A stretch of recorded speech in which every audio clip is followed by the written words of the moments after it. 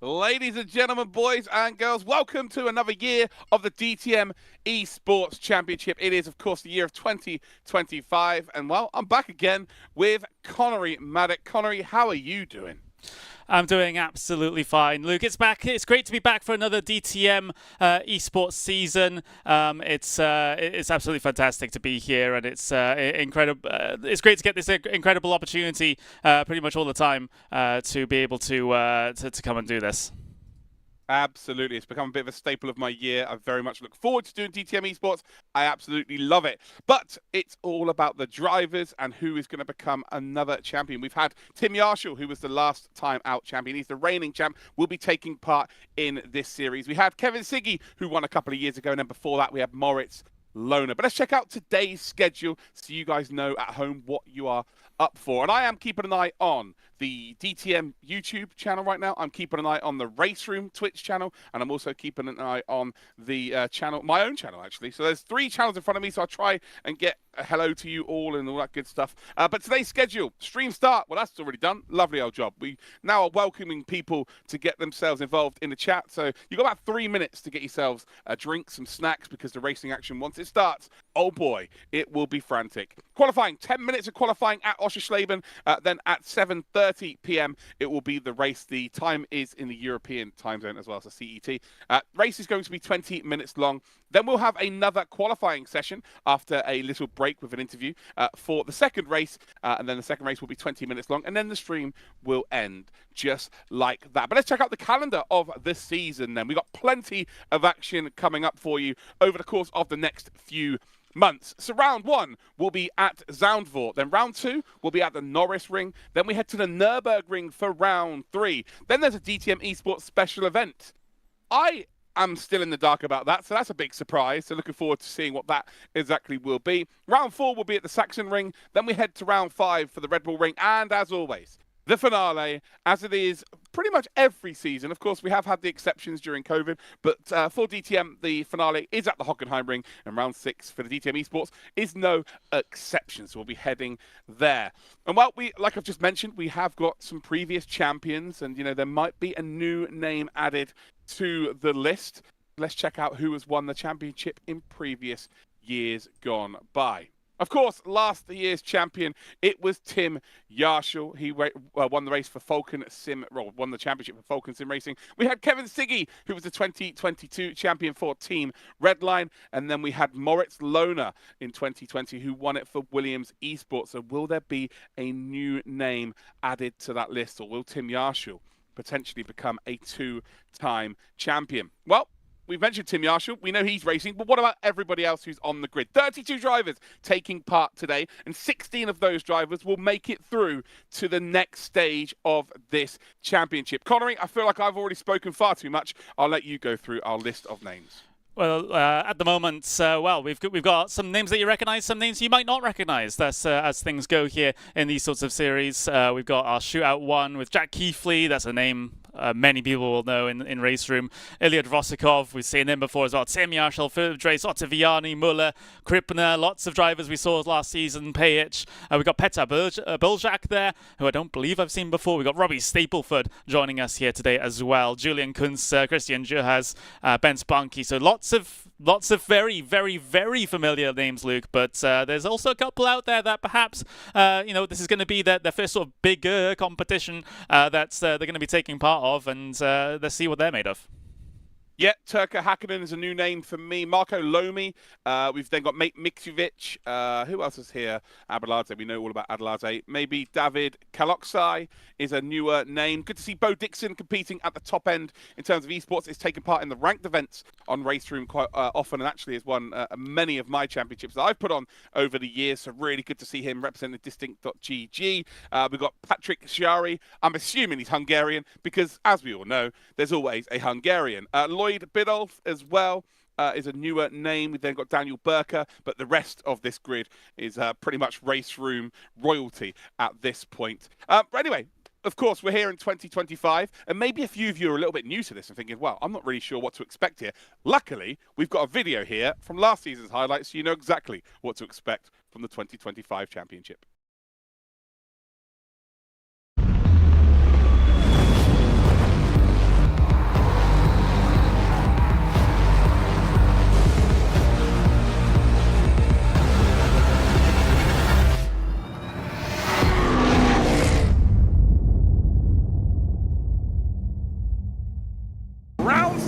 the final round, race number 11 of the season of the DTM Esports Pro Series 2024. And well, Isaac Price will be on the front row with Marco Page, and they are off Green Light Racing. And well, Moritz Lohner's got an absolute fly around the outside, already up to P2. Tim Yarshall's getting swallowed as we got cars running off the circuit there, left, right, and indeed centre. That will mean potential slowdown penalties as we head then down towards turn number 2. It is Moritz Lohner from 4th on the grid. He's going to try and hang it round the outside. Oh, Tim Yarshall's off! Tim Yarshall's into the gravel! Oh, big drama here, ladies and gentlemen. But Tim Yarshall has got involved somewhere here. Jack Keithley's now ahead of him. So is Jeffrey Greenville, so is Enzo Benito. Well, he was a former champion of the DTM Esports, has raced in the DTM program over the last few years, and well, he is once again a DTM Esports winner, Moritz Lohner. The big story, though, is Nikodem Wisniewski is going to score 20 points, and Tim Yarshall is only going to score 3, meaning when we head to the final round, the gap between them has come down. It is now only a 28-point gap. It is our final race of the season. It is round 6. It's race 12 of the DTM Esports Pro Series 2024. And we are off and running down towards turn number 1. And Moritz, just like race number 1, has got an absolute flyer of a start as we see Tim Yarshall going out nice and wide there to try and make an overtake, trying to hold on to what will be a P4. He's under some severe pressure from that number 46 on the inside for Nucci, as we see Tim Yarshall nearly gets collected by, it looks like the RH car. He's all good, still in that P4. He just doesn't need to get involved in anything around turn number 1. There we go, there's Nikodem Wisniewski. Will not be up to full speed, remember. Turn 1 is very quick, and Moritz Lohner, an absolute canter, is going to get into the lead of this race. He does. So there we go, that's the difference. The undercut worked. By the looks of things, Tim Yarshall's stop was not good at all. Talking of... oh, no! Wisniewski! Oh, Wisniewski. He is facing the wrong way. Is there contact there? I didn't see exactly what happened there. It caught me off guard a little bit, but this all but seals the championship for Tim Yarshall. And you can see he's now fighting with Leon Rudiger. He'll probably dive this. Leon Rudiger isn't going to make the corner. Sure, he's off into the stadium section now. All the Mercedes fans not going to be happy with BMW being in there with their seats. Never really flirted with a championship, but we come around the final corner, and Tim Yarshall, ladies and gentlemen, will be your DTM Esports 2024 champion. All the hard work was done early in the season. He was put under some severe pressure going into today, but boy, does pressure create diamonds. Tim Yarshall is that diamond, and he is your champion. Congratulations to him. You can see it means the absolute world to him. He's smiling there from ear to ear. And oh boy, has he dealt with pressure well today.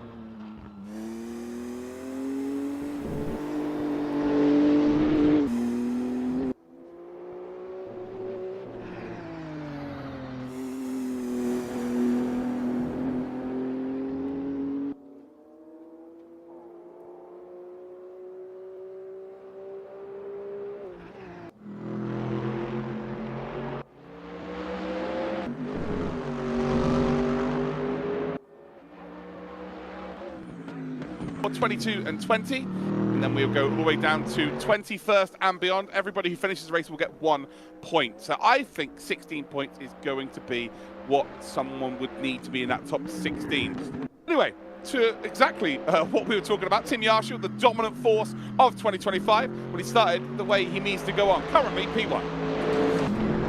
Yeah, absolutely. And by about 29 thousandths of a second as well. So still very, very close here in the sort of earlier stages of qualifying, right? This is, we're not towards the halfway point here yet. Drivers essentially getting themselves unlimited laps to be able to set this qualifying session. So if you're aware of, other parts of sim racing where they only get a limited number of laps, not the case here in this one. They will get themselves their opportunity to set their fastest time no matter what. But for Muller, as he heads his way across the line here in just a couple of moments' time, 29 thousandths of a second to try to beat here, and he does so across the line. Bests Yarshall by 33 thousandths there. So fantastic stuff for Muller, but he gets pipped to the post as Yarshall decides that he wants to have his turn being in provisional pole. Yeah, Lucas Muller, who showed so much promise last time out in the shootouts, and they got to the main season and never really recaptured that form, but looking very strong today indeed. Front three are all Mercedes. There is a BOP on this series as well.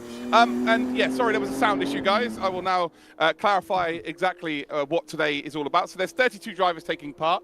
16 drivers will advance to the main series after 2 races. So there are points on offer for each race, both races being 20 minutes. First position will get 40 points, then it'll be 34, 30, 27, 24, all the way down to P20 that will get 2 points. And then everybody beyond that point, if they finish the race, will get 1 point. So my mathematics, I think if you get 16 points over 2 races today, that will be enough to get you into the top 16. So last year was a little bit different. So we had 6 qualify from one race, 6 qualify from another race, and then we had a final race shootout. So everybody who hadn't already qualified went into a 3rd race, and it was just absolute carnage. But today, to ward off any issues in terms of people receiving penalties after the race, is going to be done via points. So a penalty for a driver, first penalty where it's beyond the warning is 3 points being removed from their total, then it's 7, then it's 13, then it's 20. So the severity of the penalties will indeed basically give you a point penalty. So if you are, for instance, 1 point within that top 16 and then you get a 3-point penalty, it's going to chuck you out. It really is as simple as that. So there we have it. That's the information, Connery.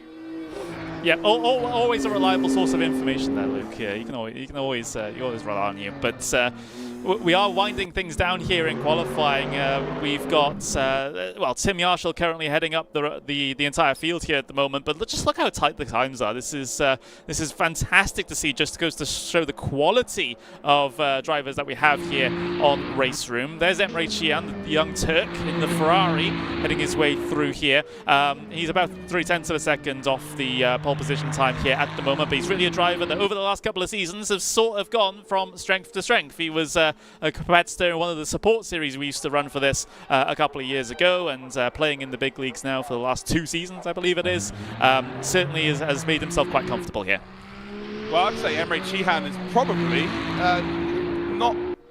not done what I would say his expectations would have expected, if you like. I think he's probably fallen a little bit short of where he would have expected to be. In the late sort of 2010s, 18, 19, maybe 20, Emre Cihan was one of the very best on Race Room, and right now he's maybe just around the sort of top 20 drivers. But again, he's not very far from being one of the very best. We said the same for Tim Yarshall last year, so maybe it's the same case for Emre Cihan, the Turkish driver there running in the Ferrari. Thierry from Vermeulen's Ferrari as well, by lots of things. But as we go around the final corner, then we're on board with Leonard Krippner, and this will be a final attempt done and dusted. So across the line, he's currently 1.5 tenths off, and that will be the best he can produce then. So P4 it will be. Qualifying is absolutely vital around Oschersleben. It's one of those circuits where it's almost like a Monaco, if you like, without being Monaco, because it's so difficult to make an overtake. If you're going to make an overtake, you realistically need to set it up out of the final corner, try and get a decent run down towards turn number 1. But for the first time of the season, Tim Yarshall, who of course was our champion last time out, will take pole position for the first round. And it's almost like he's just starting off where he left off last time round, Connery.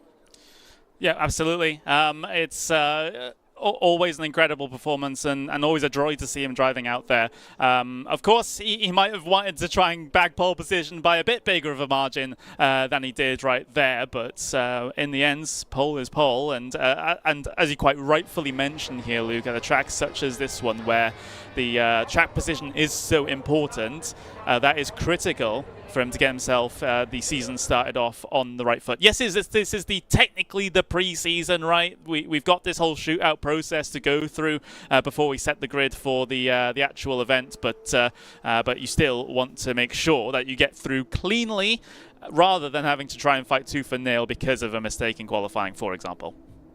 100%. And if you're at home watching right now and you are a race room enthusiast and you feel like you can maybe get involved in this, Shootout 2 will open next week as well. So there is a chance for you to qualify. Anybody that does not qualify from this Shootout number 1 has a chance to re-qualify via the time trial to get into that top 32. And we'll see you at Shootout number 2 in a few weeks' time. I love the fact that we are using the alternate layout with the spaceship there as the apex of turn number 1. If you go over that too hard, you'll know about it. You'll be facing the moon. It really is as simple as that. I'm reading the chat and people are wondering why is there Hakkinen with a Finnish flag? Oh, it's a throwback, guys, isn't it? Hakkinen in motorsport in 2025. Oh, you love to see it.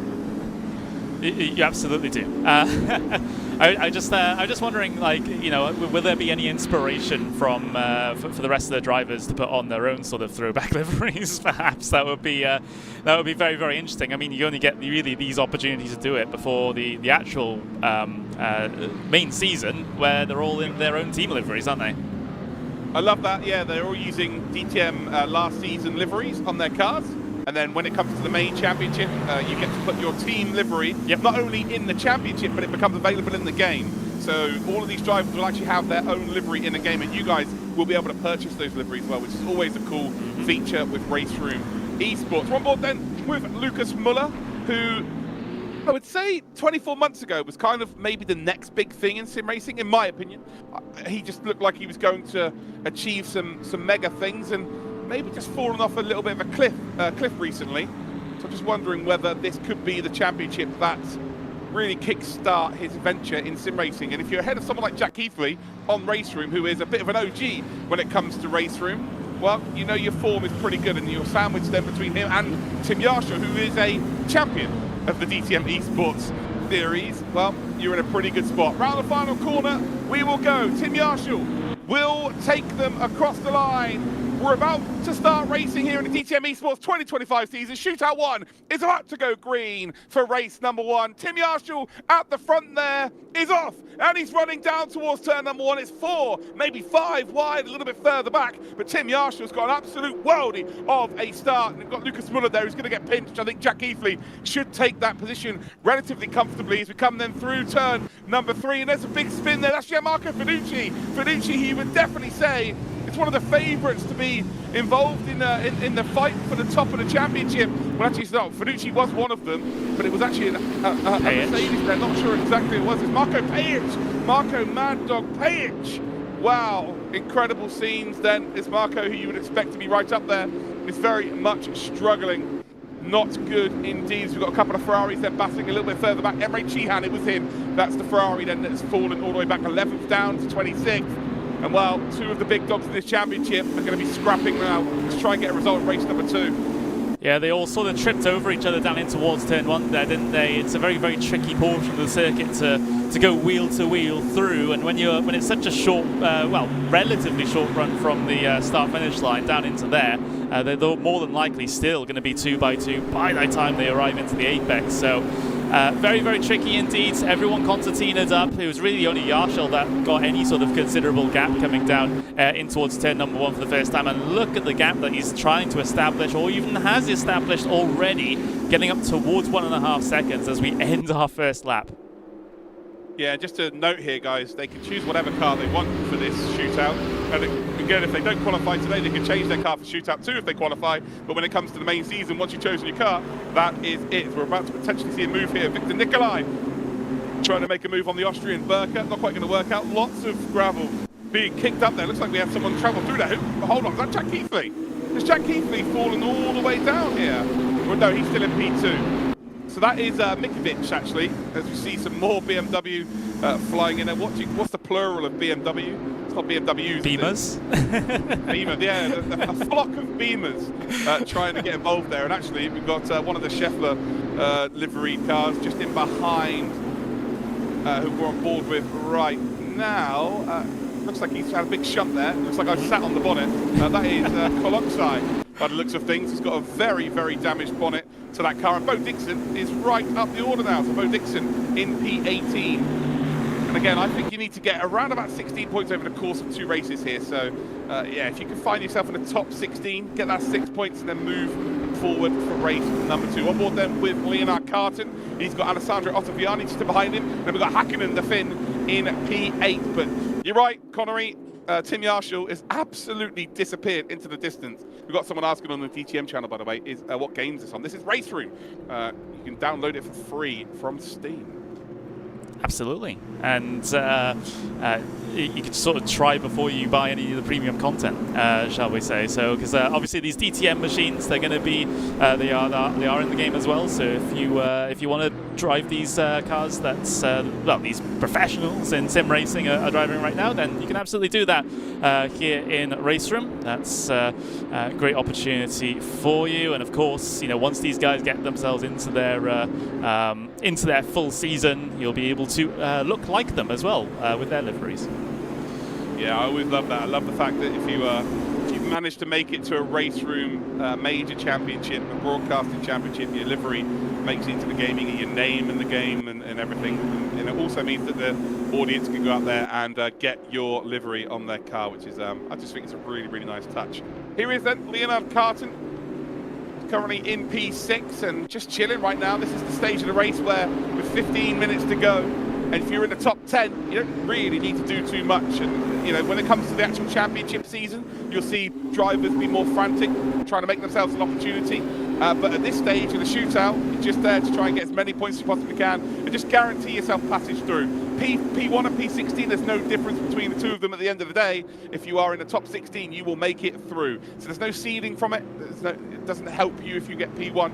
Ultimately, it's just about making sure you get through. As we've got 4 Sheldon van der Linde Beamers in a row there, which is always helpful for a commentator. Too much van der Linde. Whoa. You can never have too much van der Linde. Let's get that straight. Different strokes, as they say. But yeah, I mean, the driver that we're looking at right now is not van der Linde. It's Julian Kunze, who's in that 16th spot, Luke, in that position which you say that the drivers need to be in to qualify for the next stage of competition. And Kunze, well, he's not dealing with any sort of pressure per se at the moment. There's Luciano Vitvo, who's in P17 and narrowly missing out here at the moment. He's going to have to try and get a move on. He's going to have to try and have a look here and there at a track that's it's very difficult to overtake on if he wants to have any chance of getting through in this first shootout. I will say one thing, Luciano Vitvo last time out in the shootout looked very strong, didn't he? Looked like one of the drivers that would be contesting for the championship, and similarly to Lucas Muller, never really materialised once they got to the main season. And if anything, it looks like he might be a little bit more off the pace this season. So maybe this is just an off track. We saw that last year where Oschersleben didn't really represent what everyone's pace really was. You know, it's a very technical circuit, a very tough circuit to nail. But as you can see, there's a slowdown in the background, I think. Ooh. Yeah, there looks like a slowdown there. Yeah, Coloxai, another Hungarian, of course, involved here, trying to get across through turn number 1. Does he leave the overlap on the exit? No, he does not. But loss of a few positions there. Not a real good start here. You've got a damaged BMW, which you could kind of get away with around here, but if you give yourself slowdowns, you're just going to lose positions, and then it becomes almost impossible to really move your way up the order. Tim Yarshall leads, though, 1.5 seconds to Jack Keithley. We've then got Lucas Muller in 3rd position, Philip Drees, Bent Banky in 5th position. We've got Leonard Carton, Alessandro Ottaviani. We've then got Hakkinen, Droversikov. There we go, kind of got it right. He's in 9th position. Klaffenberg is in 10th spot. We then got Victor Abzate in 11th. Florian Hasser in 12th. Christian Michael is in 13th. We've got Berliak in 14th. Stapleford and Julian Kunze are your top 16. So if it was to be over and done with after this first race, that would be your 16 that qualify. But just to reiterate, guys, the results that we have today, ultimately are provisional results, because each race will be looked at. Because it's only a 20-minute race, it's very difficult to get all incidents looked at while you're live. So all incidents will be properly looked at, give a chance for the drivers to indeed report any misdemeanors that happen during a race. So yeah, everything is provisional as we go through turn number 1. And there is that spaceship there on the apex. Again, you hit that too hard, you're going to be facing the moon. Absolutely. I mean, I don't think we've seen it necessarily, not on the cameras at least, so far this race, but there's always a looming threat coming through there. All line astern, all single file here at the moment, especially inside the top 10. Mostly you can understand it by the fact that, well, is there really much of a point in them fighting? You know, if they're collecting the points required to get through to the next stage, do you really want to be going side by side with everyone around you at this stage? Probably not. So if there is going to be any sort of action here, it's going to be from P16 and back here. And Julian Kunze has to be careful. He's lost a couple of tenths of a second over the last couple of laps to Luciano Vitvo, and pushes a little bit wide through there as well. Got to be careful with the lost time here, otherwise that P16 is going to be slipping away from him quickly. Yeah, we just got Phil posting in the DTM chat.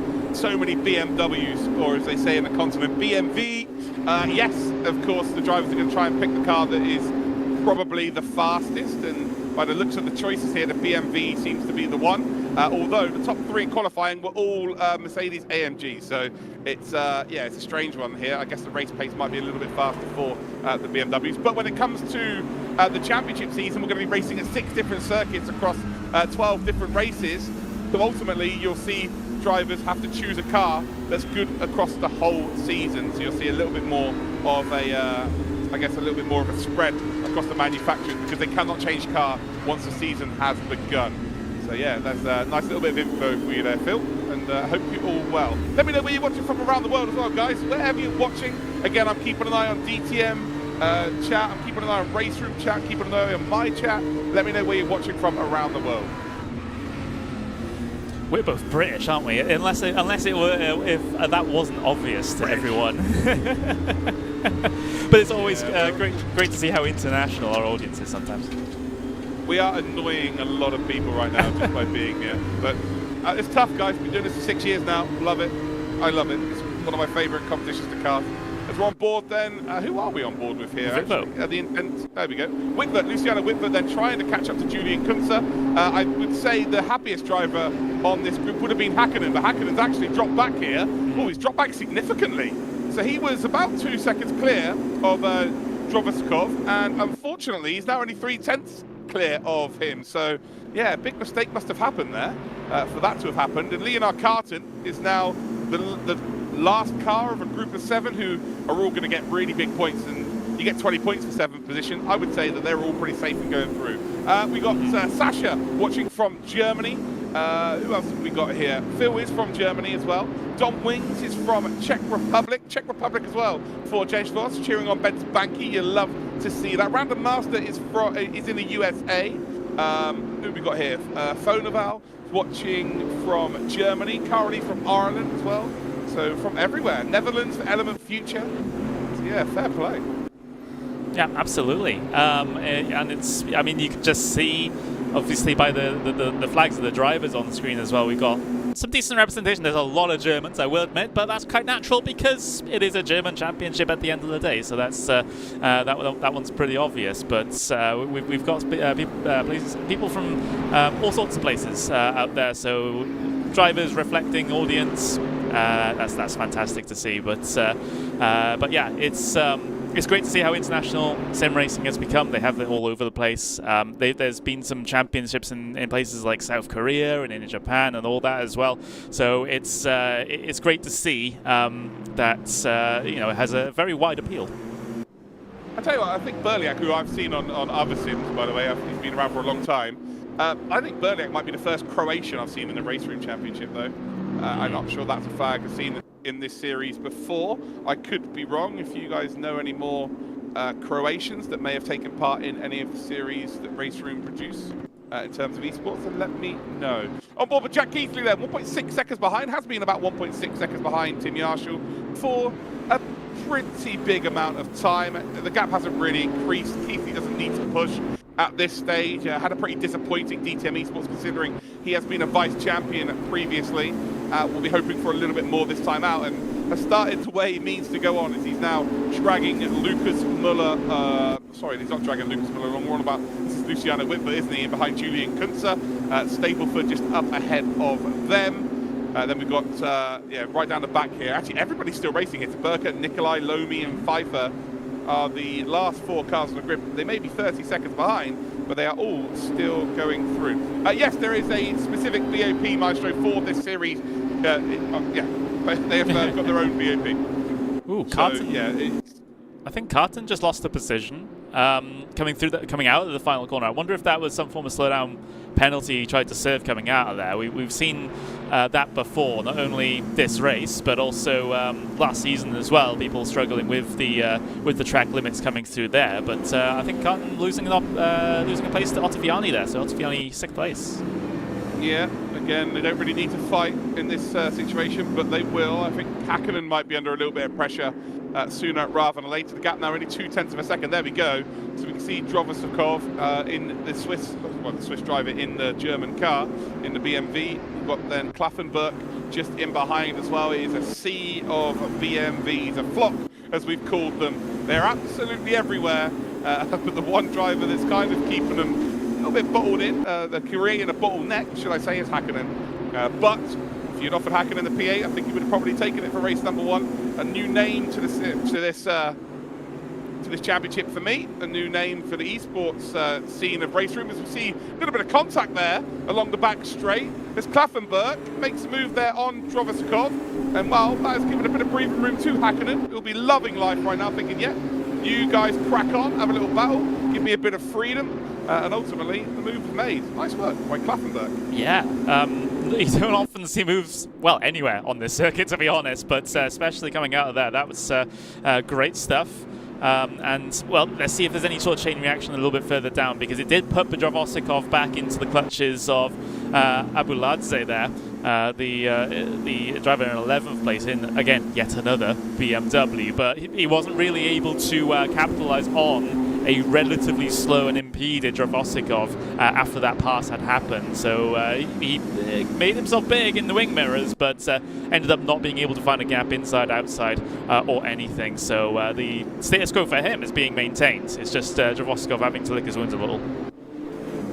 No, 100% couldn't agree with you more there, Connery, and that's why you are here, given all of the relative information that I just kind of get a bit excited about. Lexon, we will go through the timetable, the schedule, and the calendar between the 2 races, mates. Stick around, and we'll give you all the information about the series this season. So, yeah, just stick around a few more minutes to the end of this race, and then you're good to indeed go. Apparently, Hakkinen isn't on his home rig. Okay, well, now, Lewis, you've got to tell us where he is. Is he on your rig? Wow, that's information that you just don't get in real-world motorsport. You know, no one ever tells you if they're in their real car or someone else's car, you know. Well, I mean, there's been occasions where they've had to break out the spare car, but I don't know, spare sim rig, shall we say? But yeah, that's going to be interesting, especially if that sim rig is not very similar to the one he has at home, because drivers will usually get the opportunity to, or rather, will become accustomed to their own rigs, to their own pedals, to their own wheel, to their own wheel rim. So, you know, that setup is customized to them, to their preferences. When you go and jump into another person's rig, it can feel very, very, very wrong. Yep. No, I couldn't agree with you more there.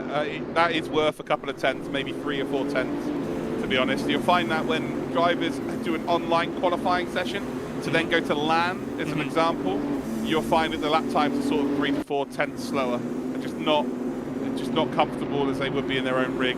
So yeah, the fact that Hakkinen is performing as well as he is right now, and you know, we can only go, you know, by what Lewis said. Maybe Lewis is just trolling us, but we can only go by what he's saying. If he's not on his home rig, that's actually really a lot more impressive than what he's performing here, than what he's doing here. Say, in terms of the new names to this championship that I would say are new, Hakkinen being one of them, Klaffenberg would be another one, the Austrian, currently in 9th position. And it's nice to see that, you know, every year, even though there's kind of, you know, I would say 400, maybe 500 drivers that you would class as like real top tier race room drivers, it's nice to see that every year we come back, there's still always a surprise of 1 or 2 in each race. Yeah, absolutely. And, you know, it's great to see those new names, because they would get pretty boring and stale if we saw the same people in the same races every year, year after year. So it's so teams will do all they can to try and scout for that younger talent, for that new talent that has arrived in sim racing and maybe has somewhat flown under the radar until now. It's exactly how it works in the real world, where they scout for young drivers in karting, for example.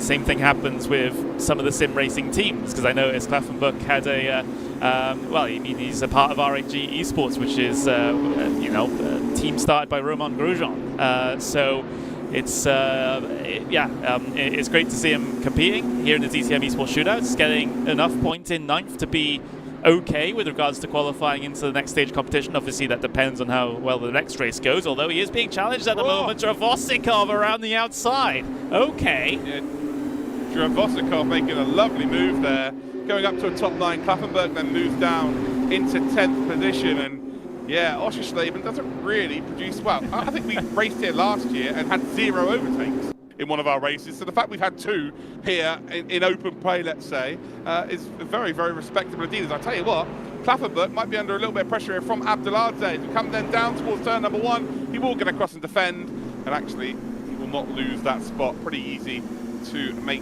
the BMV as wide as possible there. 1 minute 18 seconds left on the clock. I think we will maybe have one more lap after this.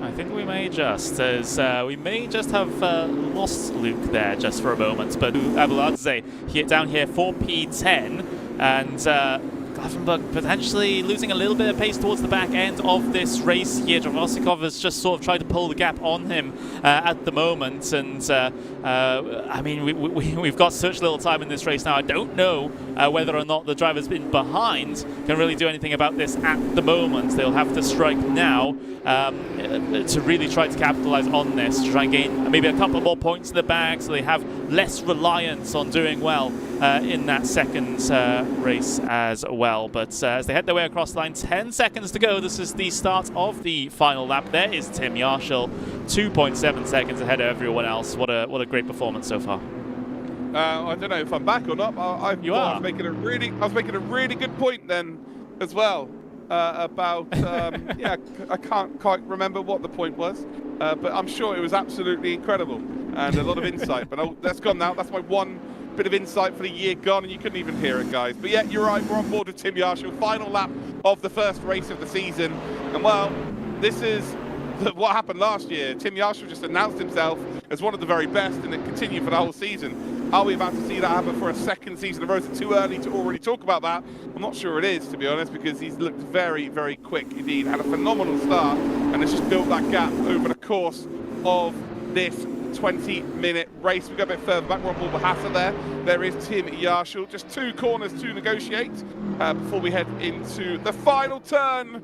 And Tim Yarshall, who is, of course, the reigning champion, the German, is going to start the season perfectly well here in the shootout number 1 and win race number 1. Fair play to him. I'm sure we're going to have a little chat with him very shortly as well.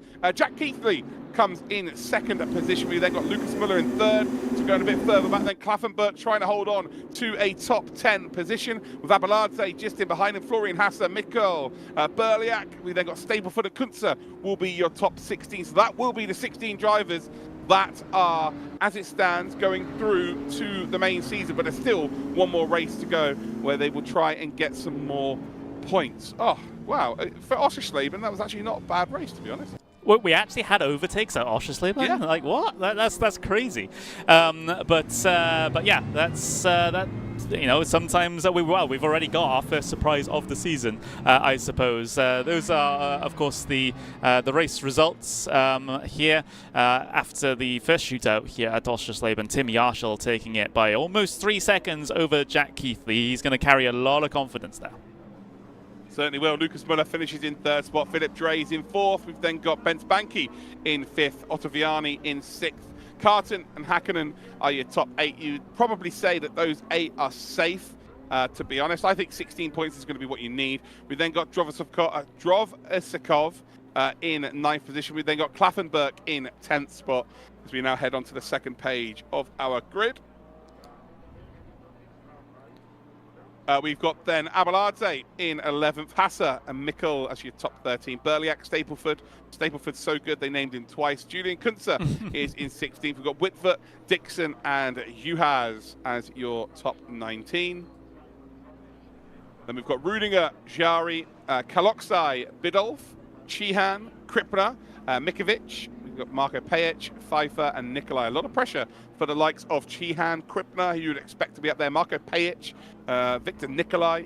Those drivers you would expect them to be in and amongst it. And our last classified driver, looks of things, is Gianmarco Berducci. Well, there we go. Well, there we go. As we go back to our wonderful faces here, Luke. Actually, I'm just speaking about you. You can ignore me. But yeah, that was an intriguing one for sure. Yes, the front of the field was very sedate and somewhat processional. That's going to be natural here in the shootouts where the wins don't really matter so much, but at least in the mid-pack, you know, a driver is deciding to maybe get a little aggressive with things, try and make up those positions. They don't really have much of a choice. I think here at Oschersleben, like, you have to go for those aggressive moves. You have to try and push the issue, sometimes literally, obviously within the bounds of the rules, but you know, because it is so difficult otherwise. But yeah, it's a nice start to our season.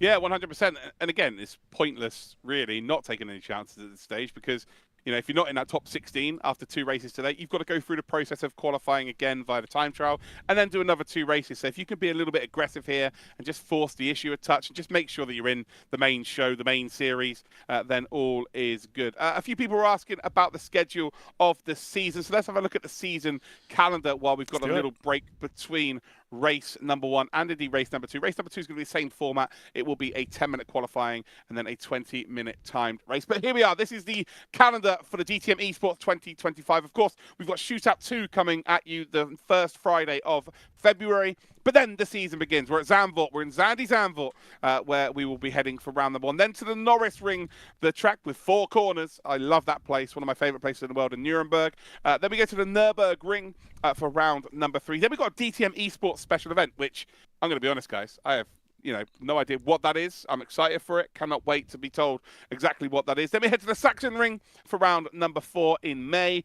Then in June, it'll be round number 5 for the Red Bull Ring. And then for round 6, of course, just like DTM does pretty much every year. Of course, we've had some exceptions. But for the most part, the Hockenheim Ring always does indeed host the finale. And it's no different here for the esports version, because on the 18th of July, we will head to the Hockenheim Ring. So yeah, that's exactly what we will do. Let's check out the entry list then of our drivers. Of course, we've already had race number 1, but just to remind you as to who is racing in this series today, of course, we've got Jack Keithley, Drovasukov, who I cannot pronounce for the 2nd year in a row, Tim Yarshall, Philip Dreys, Ottaviani, Lucas Muller, Kripner, Pajic, Berliak, Robbie Stableford, we've got Kunze, Juhas, we've got ourselves Bent Banki, Verducci, Chihan, Hakkinen, Mitchell, Lomi, Abelardze, Makovic. We've then got Hasser, Pfeiffer, Koloksai, Nikolai, Dixon, Whitwert, Jari, Bidolf, Carton, Klaffenberg, Berker and Rudinger. Let's just talk about a couple of surprises then. For me, Connery, there's always a couple of new drivers every single season. And Klaffenberg and Hakkinen, those 2 names have come out the blue here. Of course, we know Hakkinen from Mika Hakkinen, 98, 99 Formula 1 world champion. But yeah, those 2 names, I didn't really expect them to be mixing it up at the sharp end. And then you've got Chihan and Pajic, who obviously were involved in a bit of an incident at the start here, under a bit of pressure. I bet in your commentary career you never expected to say the words Hakkinen goes down the inside. It might end up happening, but yes. But the point that you've raised is fantastic. You know, those newer names that we've seen. I mean, we got Abelardze there as well. Did decently well in that first shootout race as well. So it's great to see that again, we're not just getting the normal old names inside of the top 15, inside of the top 10. We're getting this new talent in for this particular DTM eSports this season. So that's a pretty fun situation. Although I can bring us into the normal race session now, because our second qualifying effort has just got itself underway. Well, to be fair, in our runner show earlier, we were told that we're going to interview the race winner from race 1 in between, but that turns out that's not going to be the case, is it, Connor? Yeah, he hasn't turned up. So we're into qualifying. Here he is. He's there. He's on your screen, guys. Tim Yarshall. But yeah, we've got 10 minutes of qualification for you. I'm sure we'll talk to both our race winners at the end of the broadcast. So, yeah, second race. There's no messing about DTM Esports. Once the race starts, it just continues and happens, and we don't really have a lot of time to really breathe. So let's go on board here. Should we do a little bit of cockpit cam for a lap here of Oschersleben? I'll take you through a lap here. There we go, heading up towards the final couple of corners then in the Mercedes. You can hear the grunts of that Mercedes. We're on board with the 2024 champion of the series. He had a frantic battle with Kevin Siggy of Team Redline, and of course Nikodem Wisniewski for G2 Esports. Is actually his first event for G2 Esports, was it, for Nikodem Wisniewski, after he made the move from Williams Esports. So here we go. Running around the final corner. Tim Yarshall has gone provisional pole, a tenth of a second slower than what he had previously, but let's see what he can produce here. Over the start-finish line we will go. So we're heading then down towards turn number 1. You'll see exactly what I mean by spaceship. You've got the motorbike version to the left-hand side there that's closed off, and again, bounces over that spaceship through turn number 1. This corner just keeps on going very similarly to China, but with no camber whatsoever. And now we've run in towards turn number 3, which is a long-winded left-handed hairpin. Again, a nice diamond apex here, just drives away from the curbing and then wraps it back up. And now we've got the triple left-hander coming up. So we've got turns 4, 5, and 6 in quick succession, opening up the first of these 3 corners into the second, and then very quickly into the third, shifting the weight of the car for our right-hander, which is turn number 7 before we go through a chicane. It's so easy here to get a slowdown for cutting the circuit. You see running over the sausage on the right-hand side, maintaining as much speed as you possibly can, and actually Tim Yarshall really not helping me out there at all, as he was about to go onto the back straight and he's about to go into the final chicane before venturing around the final couple of corners. But that is a lap of Oschersleben, ladies and gentlemen. It is so difficult to overtake round here, so qualifying is absolutely key, and Tim Yarshall has already done that bit. He's currently P1. Yep, absolutely. 49 thousandths of a second this time around. Florian Hasse getting himself up there as well. Abu Ladze, actually, one of the drivers that we featured, one of the newer names, at least DTM Esports, getting himself, well, currently top 5. Although Jack Keithley now goes provisional pole by 2 thousandths of a second, as close as you like, as the Brit in the BMW decides that he wants to start at the front, at least for the time being. As Ottaviani heading his way across the line now. I believe this is to start a lap for the Italian, and we've got others down the order. Dravosikov on a decent lap here at the moment as well, so we'll watch him as he heads his way through within the next couple of moments. Purple sector 1. Personal best sector 2, so this is looking like a pretty tidy lap for Dravosikov as the Swiss driver heads his way across the line now. Top 10. Yeah, top 10 there. Again, not the worst thing in the world for Dravosikov. I cannot say it. It doesn't matter how many seasons. How many seasons of racing have we had Dravosikov in there, and you still struggle with the name? It hurts. I'm not going to lie, it hurts. So Ilya has managed to put himself into P10. Hey, if I'm not getting the second name right, I'm just going to call him by his first. He's that important, we just call him by his first name. On board with Philip Dreys as well. We were on board with him. He's now just reset, and this is something they can do, guys. Midway through the lap, they can just reset and start again. Robbie Stapleford then is in 15th as it stands. And just, 0.3 of a second off the pace, and you're 15th. That's just mind-blowing to me. We have seen a 22.3 today, though, so there is room for a bit of improvement from specifically Tim Yarshall. But Jack Keithley is going to be very happy with how things have gone so far. Yeah, absolutely. Drivers on decent lap right now. Lucas Müller, as Müller's got set 2 purple sectors. So keep an eye on him as he negotiates his third one. Maybe that sector 1 is not valid. It's not coming up with a time here at the moment, but we'll see as he heads across the line. It's possible. Oh, actually, that was a real lap. It just bugged out on the sector 1 time there. Lucas Müller to P3. Yeah, that's very, very nicely done there by Lucas Muller. Tim Yarshall now 0.02 of a second behind. So it looks like he has improved here. Leonard Krippner has gone purple through sector number 1 by 0.03 of a second. So we're heading on to the back straight here.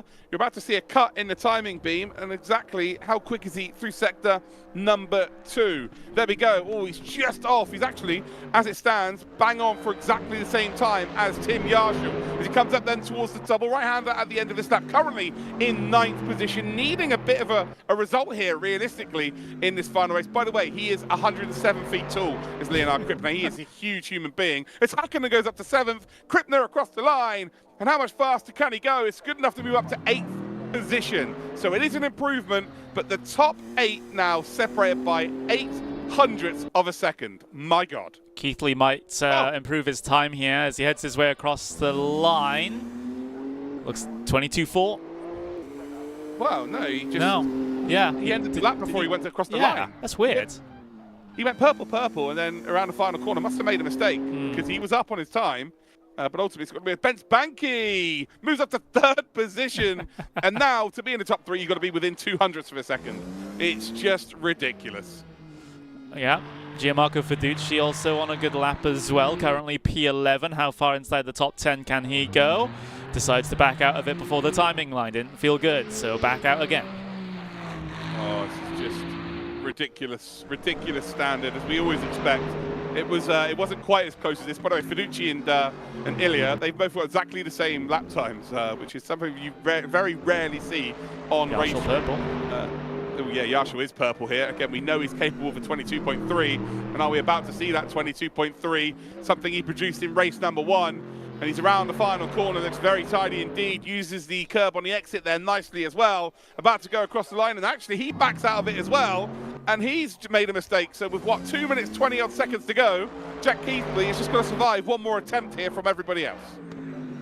Krippner purple as well. It seems like a lot of drivers are sort of falling by the wayside inside of the final sector. That's where the lost time is. They get purple sectors 1 and 2, but 3s just don't end up happening, and Krippner abandons the lap as well. Back out there. Probably will just only get the one more opportunity to get this done. Well, unless you're going to get 2 attempts done in 2 minutes. I think you're right, Connery. We're on board with Lucas Muller, who is about 1/10 of a second up on everybody through sector number 1. Seems like the Mercedes is very good through the first couple of sectors, but the final sector, it seems to let himself down, although this is really quick. Really quick here from Lucas Muller. Qualified P2 in the first race, and actually dropped a few positions early on to drop himself down into 3rd. But as we come around that final corner, are we about to see Lucas Muller announce himself in this year's version of the DTM eSports? Across the line he will go. Is it good enough for pole? It is good enough for pole. There's the 22.3. He moves 0.05 of a second clear of Jack Keithley. Tim Yarshall about to come across. No, he's in the back straight here. So back straight then for Tim Yarshall. He's gone purple through the middle sector as well. Jack Keithley just gone purple and then green through the middle sector. So he's right behind Tim Yarshall. So Lucas Muller has put in a good lap time, but he might be about to be displaced here like he was in the first qualifying session. Round the final corner we'll go. Tim Yarshall's just about ahead, and we're about to see Tim Yarshall take his 2nd pole of the day. Across the line it is! It's by 0.02. What about Keithley? Oh, he does go faster by 0.04 of a second, but it's not enough to take pole position. But Tim Yarshall saved the best till last. Marko Pejic, currently 18th, only moves to P16. Not a good day for Marko Pejic. Is Sheehan about to come across the line? This could be a very good lap time. No. And it is not. Tim Yarshall, reigning champion. You think there might be a bit of pressure on him to perform once again. And well, he is coming absolutely swinging. Wow. Incredible. Just at the last moment as well, the field didn't make it easy for him. Let's just say that. We had great lap times from Muller, from Keithley as well, to try and keep him honest. The front 5 are all under 1/10 of a second away from each other in this qualifying. Crazy. Yeah, race room championships, ladies and gentlemen, are always close, but this is just unprecedented. Top 27 within half a second is just absolutely ridiculous, and it's so important to qualify well around Oschersleben. It's almost impossible to make overtakes, albeit we have seen a couple.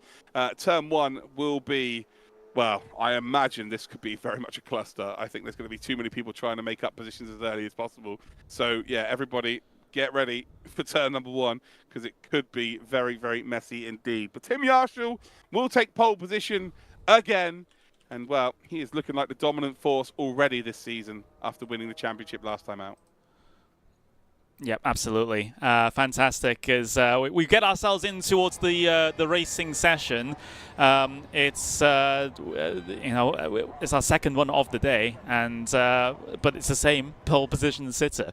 Yarshall doing fantastically well. He makes it look dominant when really it hasn't been. I mean, it's been close, in both of these qualifying sessions. However, he's just had that slight edge, the slight hundredths of a second over his competitors, and that's all that matters, especially when the field is this close.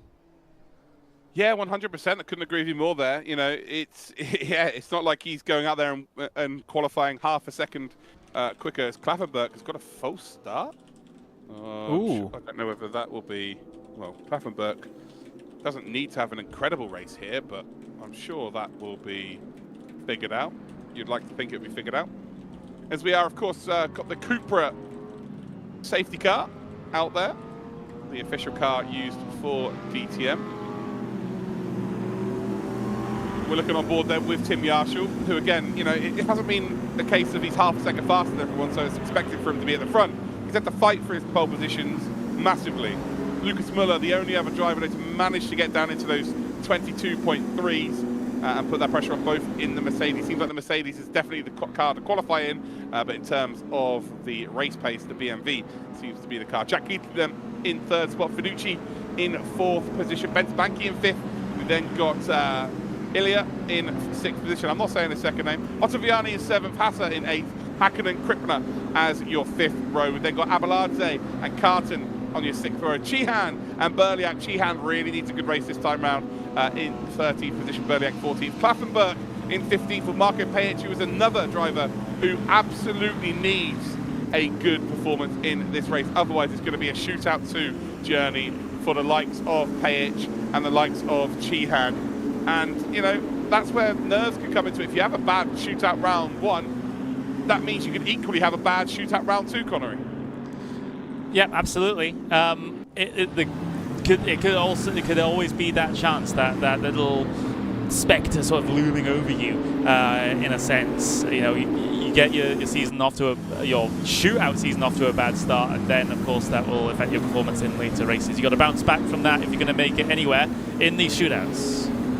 Here we go, ladies and gentlemen. It is race 2 for the shootout number 1. It is Tim Yarshall on pole position, Lucas Muller in 2nd, and which one of those Germans will get to turn 1 in the lead here? Lucas Muller will look to try and get a better start than he did last time out, and actually he already has lost a position. Jack Keithley up into 2nd spot. Tim Yarshall is flying away once again. Jack Keithley looking to make it a pair of seconds as Lucas Muller sends it down the inside. Big jump between the two of them. They're both going to keep it facing in the right direction. And Jack Keithley is, well, absolutely going to go, no, I've got the room on the inside. I'm going to shuffle you out wide. You can be a bit more patient there. Lucas Muller very, very, very nearly lost himself in battle for that top 3. Because he was, he put himself in a very compromising position. But ultimately, they have got through. And the big winner, once again, is Tim Yarshall, who would have been looking in the mirror and he'd be smiling like a Cheshire cat.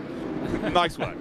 Absolutely, a little bit of disagreement for positions behind as well. Florian Hassel and Alessandro Ottaviani getting into it together there as well. But as we head our way through out of that first sector, things looking to stabilize out somewhat inside of this top 10. We had an incident a little bit further back though, and I can say that, well, Julian Kunz is out of position. He's P29. Of course, that was the driver that was holding that P16 over the course of the previous race, but he's dropped back through the field. Look at this, Leonard Carter now trying to defend from, well, it was from Michel, but Abeladze just caught Michel napping there somewhat, and actually, oh, look at this big 3-4 wide moment somehow on the way in towards the final turn and around. Yeah, around goes, oh, it's Klaffenberg. It is, it's Klaffenberg. He's gone round there. He's right at the back of the order. And that is disastrous there. Again, I think he might be okay. Well, no, he's not. P10 in the previous race.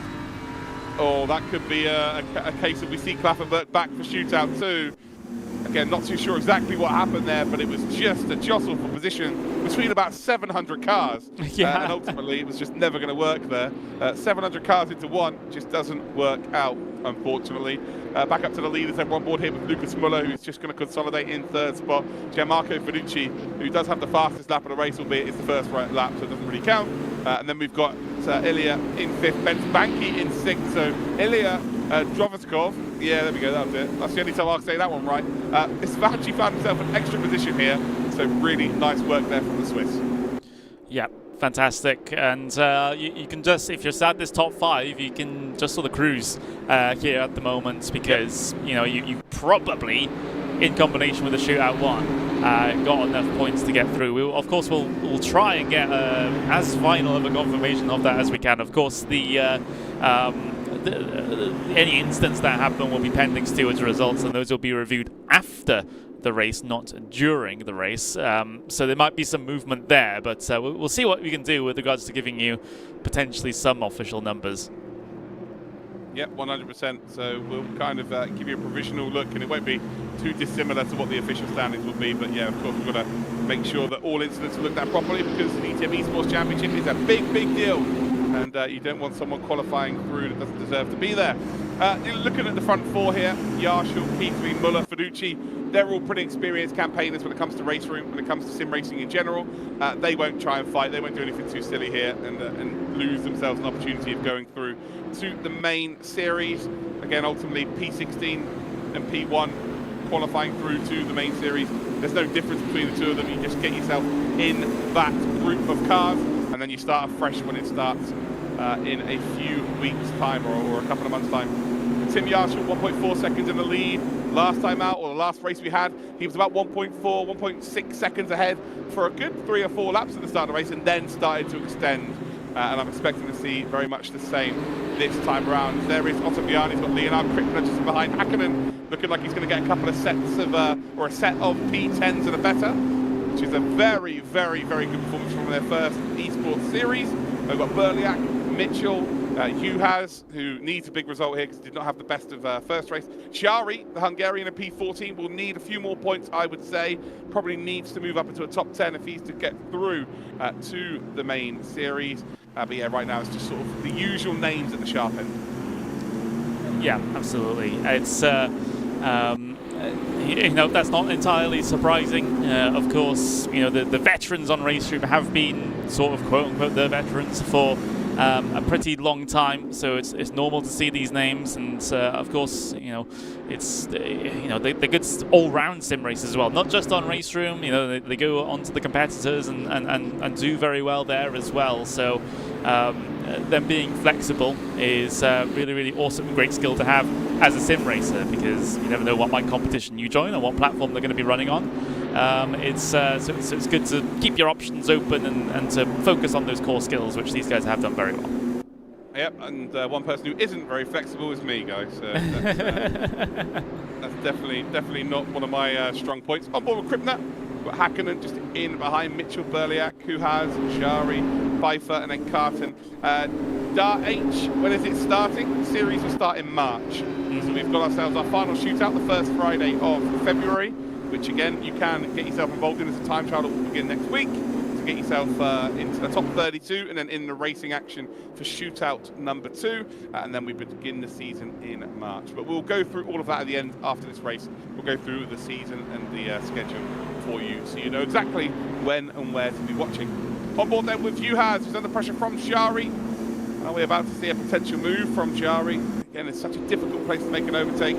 Track position is absolutely vital. There's no pit stops. We will be seeing pit stops when we get to the main series, but for today it's just sprint races. A bit further back, actually, Pfeiffer is very close, but no, sorry, was that Carton? I think Carton is very close in behind Pfeiffer, isn't he? Yes, he is. So this battle for P15 is very much going to warm up, I think. Yeah, very interesting indeed.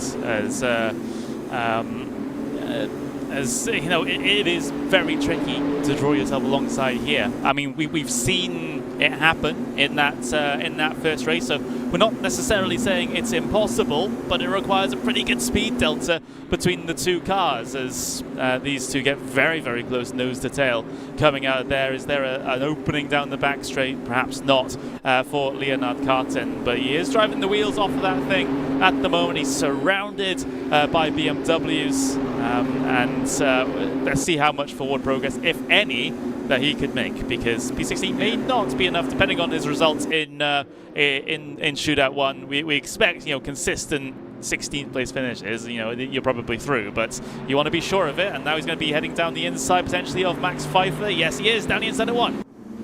Yeah, he's going to go over the spaceship there on the apex of turn number 1. But again, it's pretty easy to defend the second corner if you've got the inside line. And actually, if anything, under a bit of pressure here to hold on to the position he had, hold on to P16. Not sure that's going to quite work out here. Again, up towards turn 4, just about holds on, or sorry, should I say turn number 3, and just about holds on to that P16. So big pressure forming, and that is the nature of this circuit. You try and make an overtake, you've got to be perfect, because ultimately, if you're very close to a car behind you, they are going to find themselves an opportunity because you're going to be offline.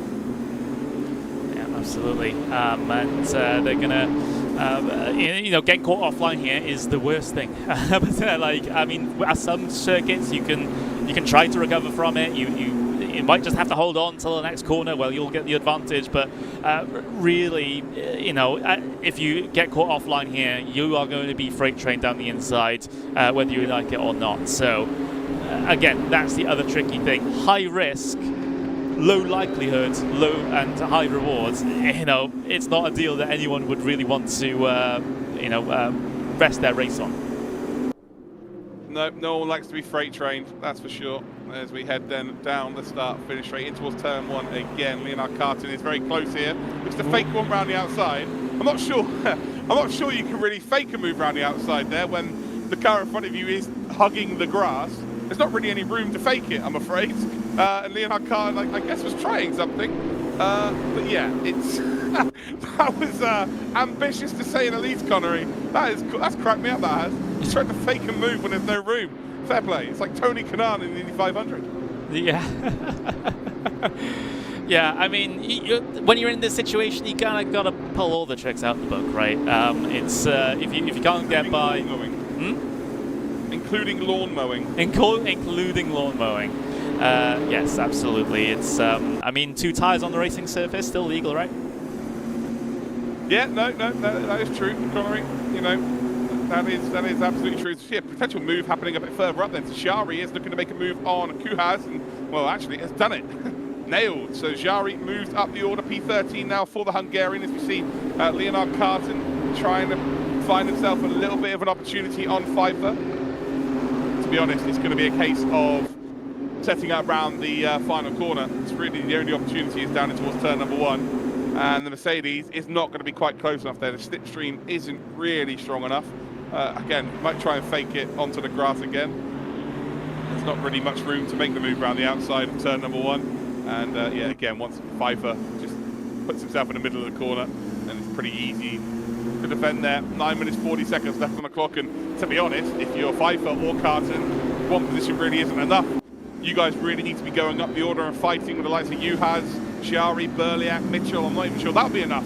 I think you need a top 10 for these boys.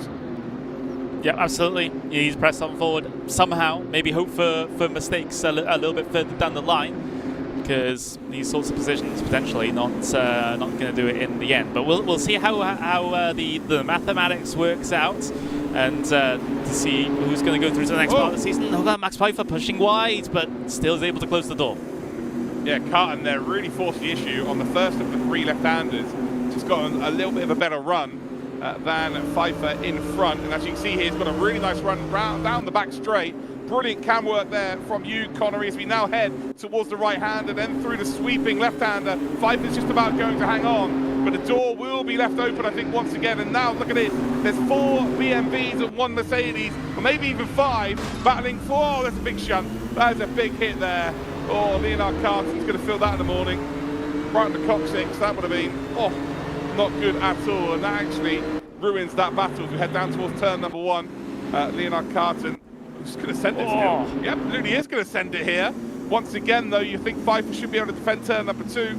just having that inside line, it just keeps going and going and going. Leonard Carton, though, is going to keep the overlap here. This might be brilliant. It is brilliant. Just keep a little bit of an overlap, and then into turn number 3, you got the inside line. The camber will help you, and that is beautiful. What a move there from Leonard Carton, and that was just perfectly executed. So difficult to keep any kind of overlap around turn number 2. He did, and he got his rewards. Brilliant. I think Leonard Carton took the comment, "You can't pass at Oschersleben," personally. As he just wheeled it around the outside at 2. That was crazy. We had a shot with the cameras where you saw the back end sliding out, just wanting to hug as tight to the door as possible, all the way around that corner to try and minimize any loss from taking the wider line. And it paid dividends. Leonard Carton up to P14 with a fantastic move. Just hot dogging it, just absolutely hot dogging it around Oschersleben. That's move of the series so far, for sure. And he's also just gapping the BMVs behind him. He's just going kind of, you guys can all fight for that position, but I used to have. I'm now ahead. I'm in P15. I'm off now to try and fight the rest of this field. Brilliant stuff there. And actually, it's Luciano Whitford now who's actually got ahead of Pfeiffer. So after all of that, it's not even Pfeiffer that loses one position. He loses 2. 6 minutes, 50 seconds to go. The lead group are as they were, but the mid-pack, it is ferociously being fought out there, and we love to see it. Absolutely. It's crazy, crazy stuff in and amongst the mid-pack. Of course, this race lead still hovering about that 1 to 1.2 second gap, which is pretty comfortable for pretty much everyone involved there. They're not really going to be too concerned about that. They're just focusing on trying to get to the checkered flag. But when you're in this mid-pack, questioning about whether you have enough points to try and get through to the next stage, that's where things get a little bit more spicy. As Bo Dixon trying to lean on the back of Abuladze there. Very, very close to trying to get try and get the crowbar in and try and prise that that gap open, but it didn't end up happening for him. But it still feels like there's yet more gunpowder in this box of a mid pack. In the DTM YouTube chat, Max is asking how can you get into one of these shootouts. There is a time trial in the race room sims. Go into race room and you can take part in the time trial. The top 32 will make it through to shootout number 2. Yeah, Bo's just tried to do exactly the same, really, as what we just saw from Carton on Pfeiffer.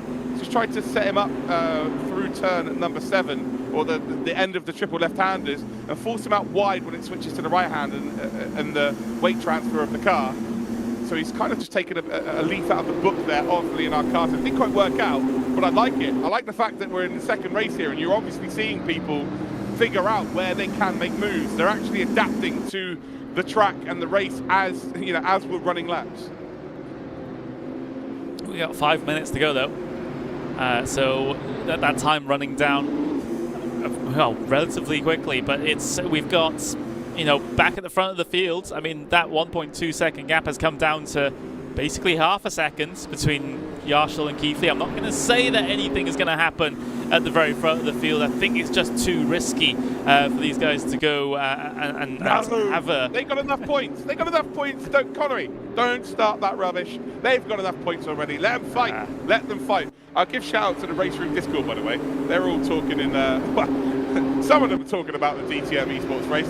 Some of them are just arguing with each other. But, they're getting involved there. Shout out to Ryder. He said the Carton's overtake was absolutely class. I'm not going to read out any of the other comments, but yeah, even the Race Room Discord's getting involved with the banter. Carton now, a nice little gap now, about a full second to Luciano Whitford. Jack Keithley, 4/10 away from Tim Yarshall.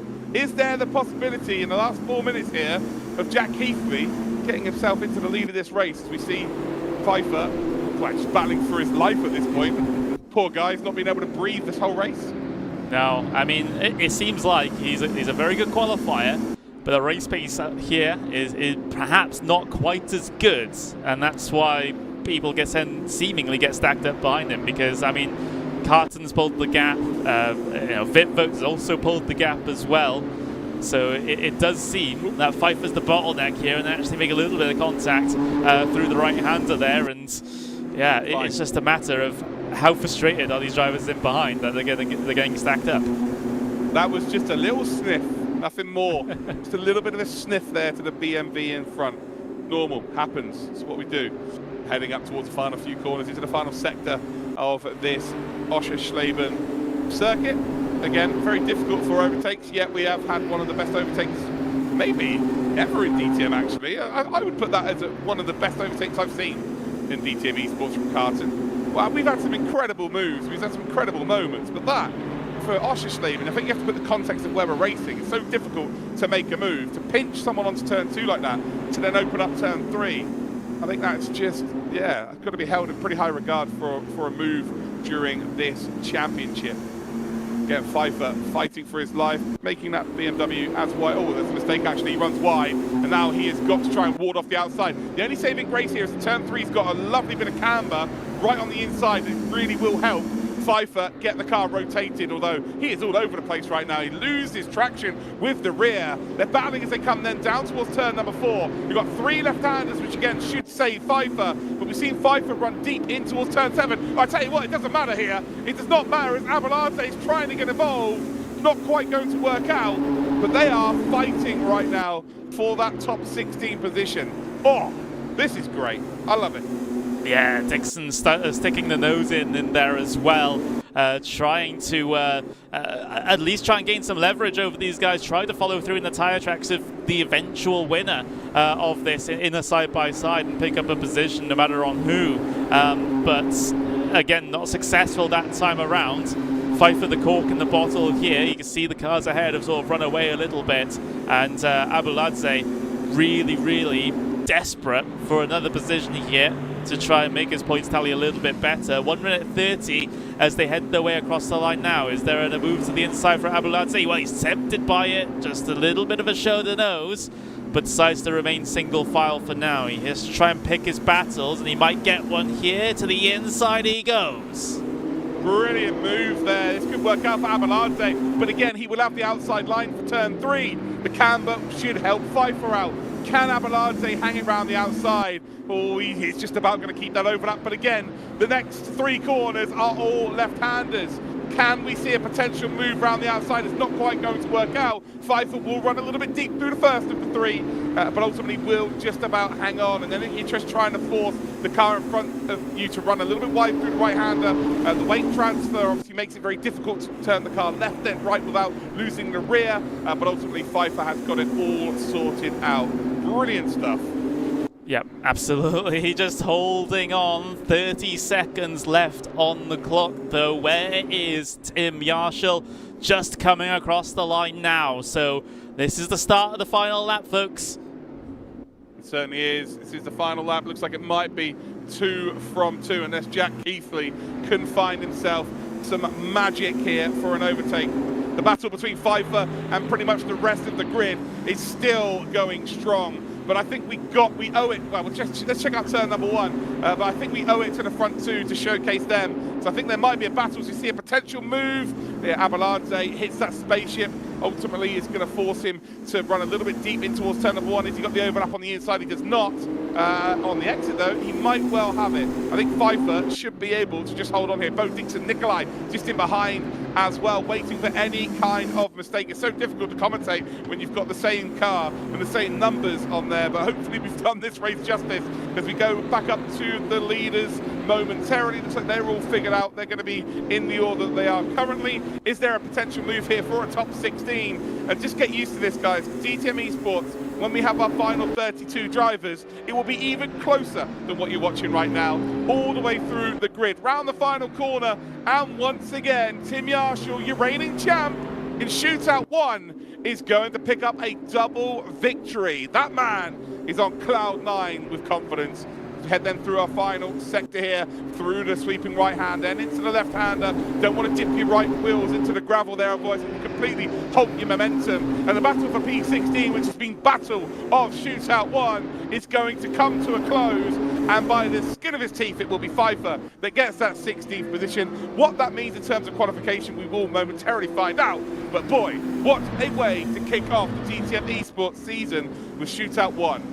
Fantastic, everybody. Oschersleben is always a circuit where I'm like, oh God, okay, it's going to be no overtakes today. But this was brilliant. Well done, guys. Yeah, absolutely. Keeping the intrigue all the way to the very end. There's Julian Klaffenbuck, who's had a struggle of a second race after doing so well in the first one. Comes home down there in P27, but everyone else just sort of taking their cool down lap. Another win for Tim Yarshall, of course. What else is new? But this was a little bit closer. 7/10 of a second back to Jack Keithley, and another 7/10 back to Lucas Müller. But yeah, fantastic stuff. I mean, we had that's our first shootout drawn to a close. Of course, we'll have the second one at the start of February, but yeah, this is if the main season races are like that, as a baseline, then we have a potentially pretty exciting field to commentate on once we get to the official round one. Yeah, 100%. I can't wait. I'm buzzing now. It's yeah. So just to let you guys know, there's a few questions in the chat.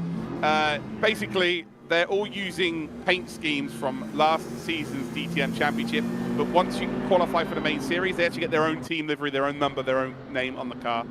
So in the shootouts right now, they're using the liveries from last year. So obviously with 32 drivers, if 32 pick a BMW, there is going to be a couple of duplications. Tim Yarshall, he finishes with the race victory. Again, what more can we say about Tim Yarshall? He is the reigning champ, and he started off with not only P1 in qualifying in the race, he's got the fastest lap.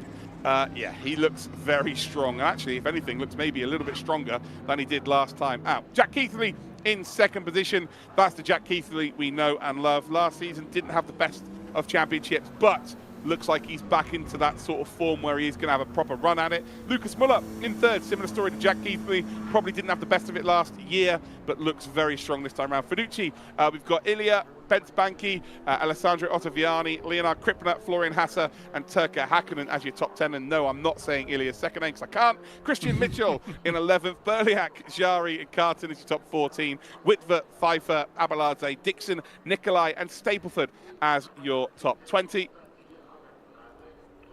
And then we have got ourselves Koloksai, Bidolf, Makievich. We've got Kunze, Dreys, Lomi, Klaffenberg, Rudinger, Juhas, and Berker. All three of those drivers are DNS. Marko Pejic and Emre Cihan also DNS. So there you go, ladies and gentlemen. That is Shootout 1 done and indeed dusted. I bought the pugs, by the way. There you go. Got all the pugs, guys. We love the pugs. Connery. We'll just summarize that. That, for me, personally, I really enjoyed that. It sets up the season beautifully well. We've been doing this together since, what, 2019 now? And for a shootout, that was a lovely appetizer for what we're going to have in the season. Yeah, I think so too. If we can have overtakes at Oschersleben, then we can have overtakes at any other circuit that we decide to go to. So, yeah, fantastic stuff.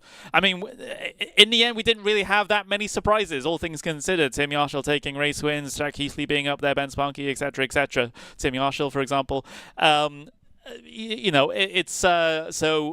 Really we haven't rocked the boat so much with regards to that. Maybe that's to be expected because it is shootout number 1. Okay, so normally the strongest drivers will get through first time, right? They'll get through in shootout number 1. These drivers, if they do well in the leaderboard for shootout number 2, the ones that missed out, potentially will get themselves an opportunity to have another go in shootout number 2. That's where potentially we might see a couple more wildcards, potentially a couple more interesting names getting themselves qualified into the DTM eSports season. So I would hazard a guess that Shootout 2 might be even more intriguing, even more exciting because of that fact, because of a lot more unknowns and a lot more other drivers trying to make a name for themselves. And you know there's going to be some big names that are going to have FOMO, that have watched that and gone, oh, I was in it last year, and maybe I haven't got now I've got the time. I'm going to make the time for it. They'll come and get involved. And yeah, Shootout 2 should be absolutely incredible. Make sure you keep an eye out in the Race Room Sim time trial section, and you'll be able to find that as well. Go to the Race Room website, raceroom.com, and you can find out that information as well. But let's check out then the season calendar. So obviously that's Shootout number 1. We've got Shootout number 2 coming for you the first Friday of February. So not long at all, actually, only in a couple of weeks' time. And then we head to the season. DTM eSports 2025 will head to Zandvoort on the 21st of March. And then on the 4th of April, we will have a double header in April, actually. We go to the Norris Ring, and then we head to the Nürburgring. Again, just like DTM Esports has always been, and DTM. There's just lots of rings in this championship. So the 18th of March, again, Nürburgring. Then we've got a DTM Esports special event. It's not worth any points. I don't know exactly what that is. I'm excited to see what that might be. But yeah, I don't know. Yeah, it's going to be fun. Maybe they get a running track and all the drivers have to run around in person with like their team race suit. I don't know. I'm just making things up right now. Round 4. There's going to be people in the Discord now, aren't there, going, oh, we have to see that now. Oh, they've confirmed it. They're going to do a running race. Right, the 30th of May will be round number 4 after a summer break at the Saxon Ring. Then we're heading to round number 5, which will be on the 27th of the 6th, which is the Red Bull Ring. And then just like DTM, for the most part, they end at the Hockenheim Ring, which will be on the 18th of July. So the season's a little bit longer, actually, than previous years. We're normally done by March. But yeah, it's a little bit longer this time around, a bit more of a space between rounds. But yeah, make sure that you join in. And it will be the same time every single week. So if you're in Europe, it will be 7:15 in the evening on a Friday evening. So if you want to take a picture of that, you've got yourself a few seconds to get yourself a screenshot of that. And well, let's check out the previous champions, shall we? So, of course, we have had 3 DTM Esports series over the last few years. It's the first time that we're having a championship in an odd number. But yeah, in 2020, it was Moritz Lohner for Williams Esports. God, it feels like a million years ago that Moritz was racing for Williams. And we've got Kevin Siggy for Team Redline in 2022. He was actually your P2 last year as well. And then you've got Tim Yarshall, who shocked the DTM world with the championship win last time out in the Falcon Sim Racing Porsche. So yeah, will we see our first ever 2-time champion? Remains to indeed be seen. I think we're waiting for an interview, maybe. I guess Tim might be talking to the German broadcast, so me and you are just going to talk some rubbish for a little bit longer. So like normal then? Well, yeah, basically that's what we do for a living, just talk rubbish. But yeah, if you've got any questions over on the DTM YouTube or in my chat or even in the Race Room Discord, yes, I am keeping an eye on it. Yeah, I literally have it open right now. General chat and race room chat. Yeah, I can see you guys. I can see you. So I'm gonna have to wait for the stream delay now to get any sort of response, because the YouTube delay at least is quite long. Maybe we'll get if someone's watching on Twitch, maybe we'll get a faster reaction. But you know what I want for that special event race? You know what I want to see? Oh, okay. Well, yeah, go on. Us getting involved. Who's going to run the stream? I don't know. No, But you know how when people have the Olympics, right? They have obviously the elite athletes, but some people had the idea of like, why can't we just put a normal person in like the 100-meter sprint, and then just to see how impressive these athletes are? It'll be kind of like that. Right. Yeah, no. Yeah. No. So there's many people out there that know that I'm not very fast, but there's the illusion for some others that might just think, because I'm a commentator, that I'm quick. And they just, like, in their head, like, oh, yeah, he must be fast, like, because he's a commentator, right? And I want to keep it like that. I don't want to ever prove to them that that's just not the case. So, yeah, that's definitely not what I want to do. So I guess Tim isn't going to join us. So I'm just going to wrap up, to be honest. Yeah, I don't blame you. I don't think. People are going to get bored of our faces. And do you know what? We spoke to Tim far too many times last year anyway. He was our champion, so whatever. If he wants to talk to us, he can come talk to us next time out when the season begins, because he won't be in shootout number 2. But remember, we've got ourselves the season starting in March. We've got shootout number 2 in 2 weeks' time on Friday. If you're on Race Room, make sure that you do indeed go and get involved in a time trial. Even if you're not very fast, at least you can look at your time compared to everyone else. And then when you watch a broadcast and go, oh, crikey, yeah, they're like 2 seconds faster or whatever, you know, at least it's something you can then, you can, I'm trying to think of the word here. You can relate to it a bit more to the broadcast. Connery, any final words from you? I'm just looking forward to Shootout 2, to be honest, because this always had the potential just to be the tame one, right? Shootout One with all of the DTM Esports previous season drivers looking to try and get themselves through. But once we get to that Shootout 2, there's a lot more unknowns, a lot more action potentially as people try to get that last opportunity to try and qualify into the DTM Esports season for 2025. So, yeah, potentially pretty cutthroat because, again, these guys, you know, the ex-DTM Esports crew, essentially, and we will get ourselves that last opportunity, and that is going to be it. That's going to be the field set. So I think maybe the nature of it being the last opportunity will also push the drivers to maybe take some more risks that they perhaps otherwise would stay away from. Absolutely. But there you go, guys. Shootout #1 in the books for DTM Esports 2025. We've started. We'll be back in 2 weeks' time for Shootout #2 before we get our season underway. So, yeah, we'll see you then. Take care and have a good night. Bye-bye.